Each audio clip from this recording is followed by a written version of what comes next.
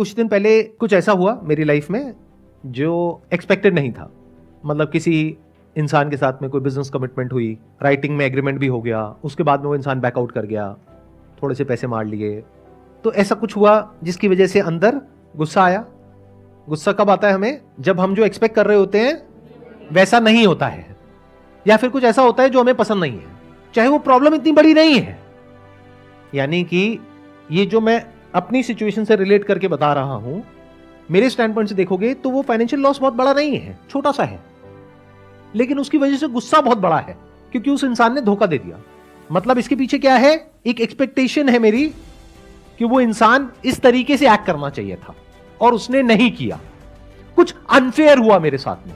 तो जैसे ये फीलिंग आती है कि मेरे साथ में कुछ अनफेयर हो रहा है तो गुस्सा आता है हमें। यहां से गुस्से की शुरुआत होती है। अब इसको आराम आराम से देखना क्या होता है, मैं आपको बिल्कुल एग्जैक्ट बताता हूं। ब्रेन के लेवल पे आप सबके साथ में ऐसा होता है, बट आप कभी बैठ करके इस चीज को ऑब्जर्व नहीं कर पाते।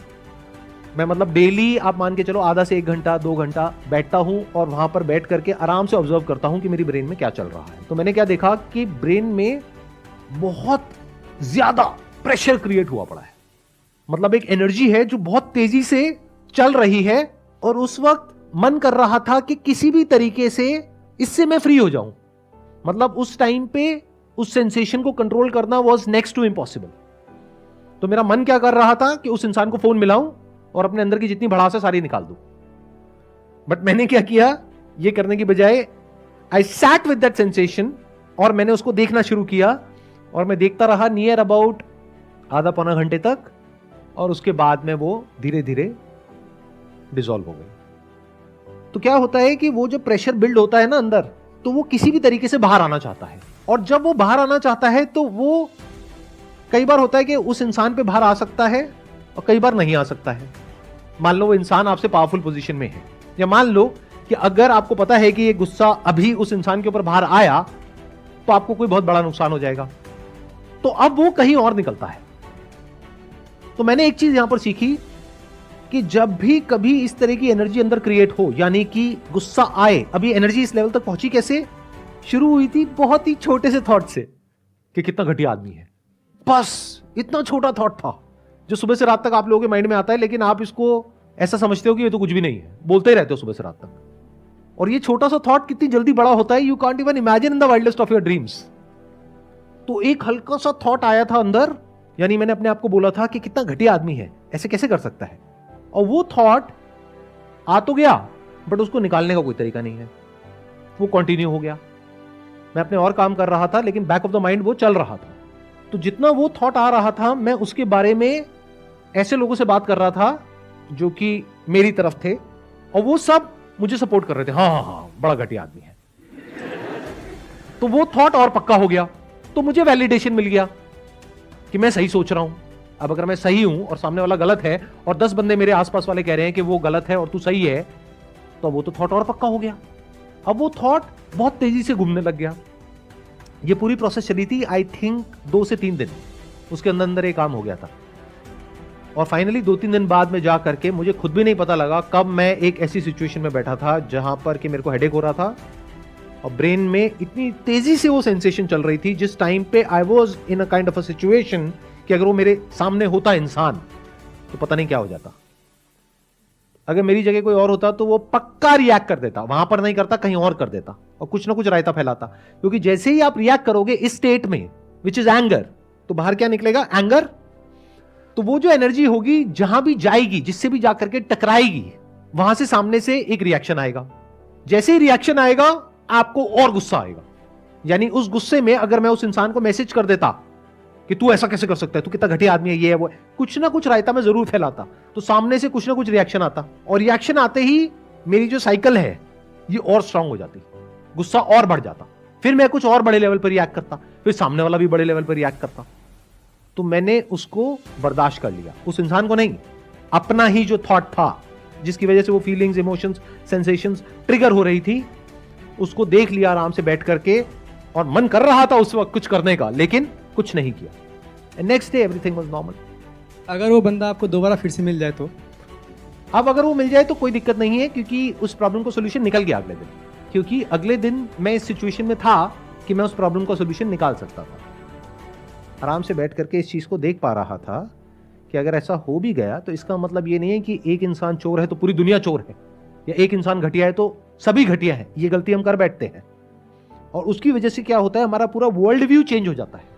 देन हमारा नेचर ही ऐसा हो जाता है कि हमको हर एक पे गुस्सा आने लगता है। और ऐसे बहुत लोग हैं, सड़क पे आप जा रहे हो, हल्का सा टक्कर हुई भी नहीं है, थोड़ा सा उसके पास पहुंच गए, और इधर से उसने देखा, आपने बड़े भोलेपन से उसको देखा, बताऊं तेरे को? तो क्या बताएगा भाई, कुछ नहीं हुआ है, और क्यों बताना है तुझे मुझको, मैं कौन हूं? मतलब समझ रहे हो, वो इंसान भरा पड़ा है गुस्से से। और ऐसे बहुत लोग हैं जो हमारे आसपास में घूम रहे हैं। तो इस तरह से आप देख सकते हो, वो तब देख सकते हो जब आप खुद कूल और काम हो।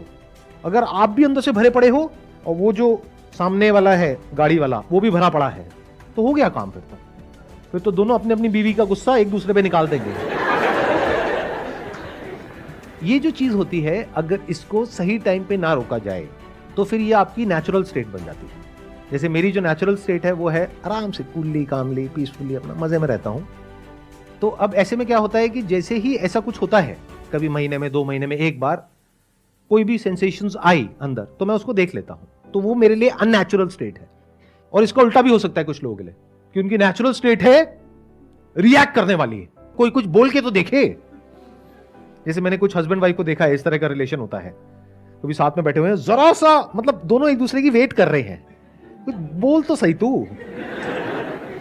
और इधर से इसने बेचारे ने हल्का सा कुछ बोला, चाहे वो नहीं भी बोला जो वो एक्सपेक्ट कर रही थी, लेकिन उसने उसको फटाफट से कनेक्ट किया। हाँ हाँ तेरी माँ भी तो ये वो तो माँ पे मत जाइयो। कुछ भी चल रहा है, भरे पड़े हैं और एक दूसरे पे फटने के लिए तैयार हैं, कभी भी फट सकते हैं।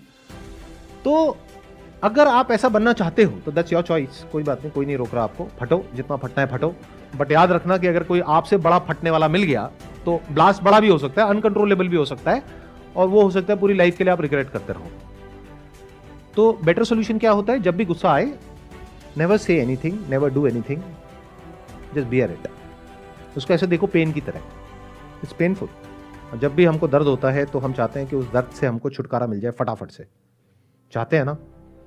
और उससे छुटकारा पाने का हम क्या इलाज निकालते हैं कि अंदर जो भी चल रहा है जा करके सारा एज इट इज सामने वाले को बोल दो, बिना किसी फिल्टर के, बिना किसी लेयर के। बट हम सुनने को तैयार नहीं है। अगर सामने वाला भी बोल जाए तो गड़बड़ हो गई ना। तो इस तरह से जब आप आराम से ठंडे दिमाग से चीजों को देख लेते हैं और इसको आपको बियर करना आ जाता है, तो अब आपके पास में एक बहुत बड़ी क्वालिटी है जो बहुत सारे लोगों के पास में नहीं है। यानी जिस वक्त गुस्सा आ रहा है उस वक्त आप रिएक्ट नहीं करोगे, जिस वक्त सामने वाला गुस्से में है उस वक्त आप वहां से चले जाओगे। मतलब सिंपल से रूल है दो, कि जब सामने वाला जरूरत से ज्यादा गुस्से में है, चुपचाप वहां से निकल जाओगे, निकल सकते हो तो। सर जैसे हम ऑफिस में काम करते हैं, हमारे बॉस ने मुझे कुछ बोला गुस्से में, तो हम काम छोड़ के भाग जाएं? नहीं, आप काम छोड़ करके नहीं भाग सकते। आप बड़े पोलाइटली उस बॉस को बोल सकते हो कि जो आप बोल रहे हो वो बात सही है, लेकिन कहने का तरीका ठीक नहीं है। सर उनसे कुछ बोल ही तो नहीं सकते।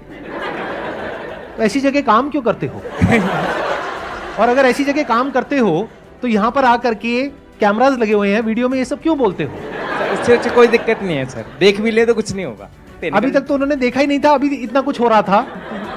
अब जब देखेंगे तो पता नहीं क्या क्या होगा। कुछ नहीं होगा सर, क्या ही कर सकते हैं। आप धमका रहे हो उनको? नहीं सर, ये नहीं कहता, धमका नहीं। आप उनको चैलेंज दे रहे हो? नहीं सर।